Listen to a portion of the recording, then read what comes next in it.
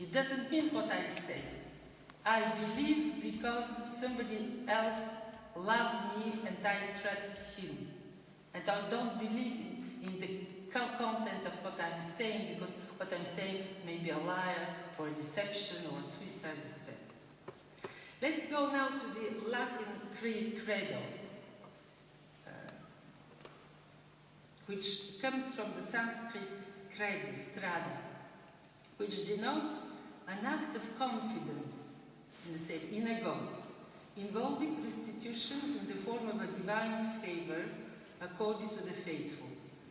It is from this root that the financial term credit was derived. I set down a good and await my pay. Credo, I give you something and you give me something. And this is the same root about credit. Bankruptcy, maybe today, the failure of financial system is related to the existential crisis and the failure of belief eventually, just a free association.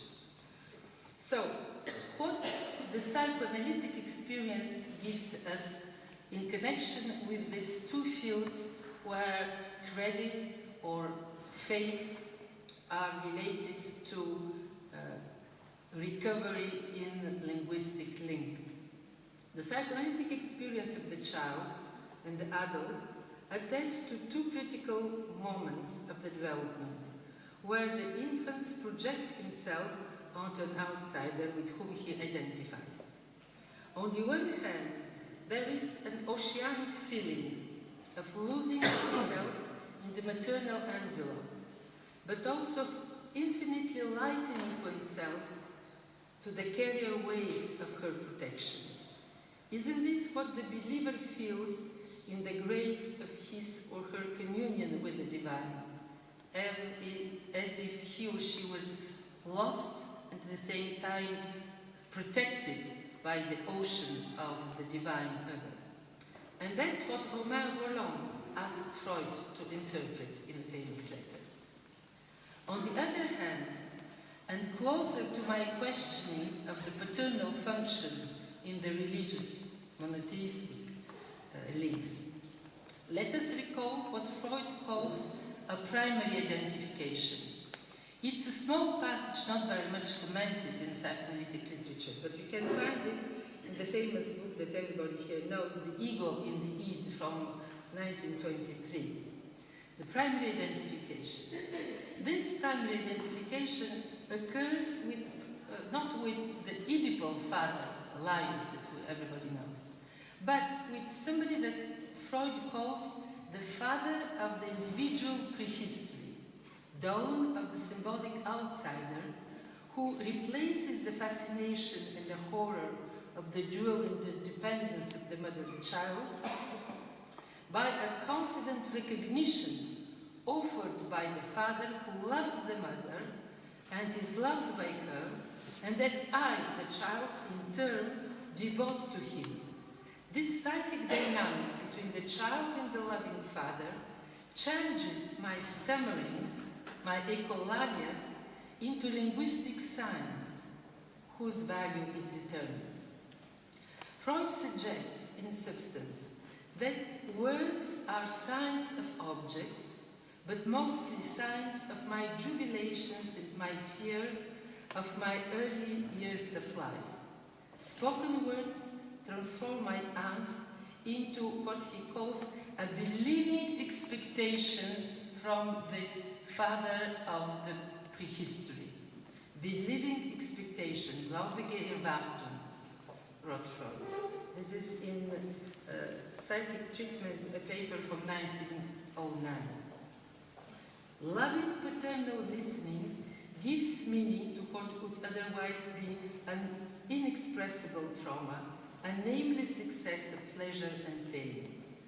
But it's not I who construct this primary identification, nor is it the loving father who imposes it to me.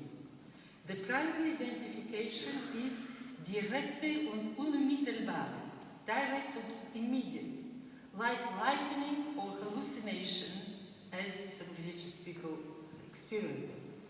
It is through the father-loving mother's sensitivity, because the mother is the agent that links the child to this identification with the father. So it is through the father-loving mother sensitivity and discourse, a mother to whom I still belong and remain inseparable, that this unification, this Einfühlung of me and another who is an outsider, imprints itself in me and structures me. So, before Linus, the Oedipal father, this father that I call an imaginary father, by recognizing me and loving me through the mother, lets me know that I'm not her, not an object of the mother, but other, and makes me believe that I can believe in the third part beyond my dependency from the maternal holding. Freud uses the word cathexis, besetzung, to believe and or to catect, not in him as an object of need or desire, but in him, the other, as a representation of me in his words, to be connected to the words that he has about me, the way that he represents me in his life, in the representation that I make of him in my own words. This is that represents for him the dawn of individualization, primary identification. I believe and therefore I spoke. In this foundation alone, my need to believe, thus satisfied and offering me optimal conditions for language acquisition, can be accompanied by another capacity that is both corrosive and liberating, the desire to know. Only on the basis of this recognition, identification, Einfühlung, and displacement of my biology into the realm of representation where I'm adopted, only there I can be able to display the desire to know with all the aggressivity that it supposes. Carried by this faith that lets me hear a loving and loved outsider, what can I do? As a child, I burst into questions. Who hasn't witnessed the pleasurable trance of a child asking questions, still straddling the border between the flesh of the world and the kingdom of language? The child knows with the hallucinatory knowledge that all identity, object, person, himself, the adult response is a chimera, constructible, deconstructible. What is this? Why you do this? The questions come after the Einfühlung. It's directed to the pole of the Einfühlung. Lacan thought that the motto for psychoanalysis should be silicet, in Latin, means you can know. He forgot to mention that you can know if and only if you believe you know. From knowing to believing, and vice versa, such is the eternal turnstile of what we say in France, par l'être, the speaking being, the speak being.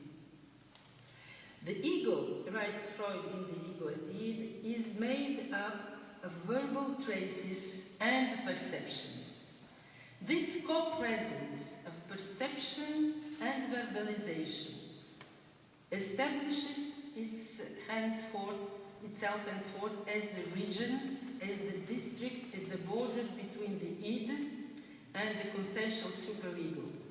And by this very fact, where we are in the belief and in the desire to know, into the representations of our Einfühlung that are mostly sensorial, but also representation of this sensory imprints. And language, in this mixed region, is established par excellence the domain of psychoanalysis. The psychoanalytic language is this.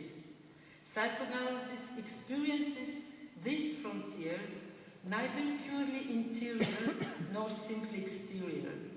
It is meant to transform inexpressible mnesic traces of things alone, the das Ding, of more or less traumatic excitation, into perception, verbalization, and this only on the condition of transference, which is ultimately Oedipal, but in which also